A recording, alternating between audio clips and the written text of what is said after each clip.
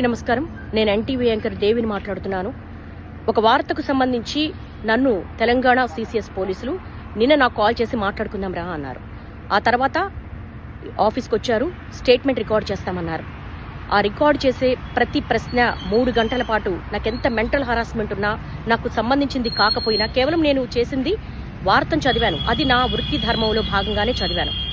నాకు ప్రతిరోజు నేను వార్తలు చదవడమే నేను చేసే ఉద్యోగానికి నాకు శాలరీ వస్తుంది. కాబట్టి ఏ వార్త వచ్చినా ఆ వార్త నేను చదువుతాను. అందులో భాగంగా చేసిన నా వృత్తి ధర్మంలో వాళ్ళు నన్ను అడిగినప్పుడు ప్రతి ప్రశ్నకు నేను స్టూడియోలో ఎంటర్ అయిన దగ్గర నుంచి మినిట్ టు మినిట్ వాళ్ళకి ఆన్సర్ చేశాను. 3 గంటల పాటు నాకు ఎంత మెంటల్ హరాస్మెంట్ ఉన్నప్పటికీ కూడా చాలా పేషెన్సీగా ఇచ్చాను. అయినప్పటికీ మళ్ళీ నిన్న రాత్రి కాల్ చేశారు. నిన్న రాత్రి కాల్ చేసి మళ్ళీ ఈ రోజు పొద్దున మళ్ళీ స్టేట్మెంట్ రికార్డ్ చేయాలి, మళ్ళీ రమ్మన్నారు. నేను ఒక మహిళా జర్నలిస్ట్ని. నా ఇంటికి వచ్చారు, నా హస్బెండ్తో మాట్లాడారు. నిజానికి నా ఇంట్లో వాళ్ళు ఇబ్బంది పెట్టాల్సినంత అవసరం లేదు. నేనేం దొంగని కాదు, నేను ఒక జర్నలిస్ట్ని. 22 సంవత్సరాల పాటు ఒక్కొక్క మెట్టు ఎక్కుతూ మా కెరీర్ని బిల్డ్ చేసుకున్నా. ప్రతి జర్నలిస్టు కూడా వాళ్ళ వృత్తి ధర్మంలో భాగంగానే వార్తలు అందిస్తారు. ఓకే, జరిగిన దానికి మేము క్షమాపణ కూడా చెప్పాం.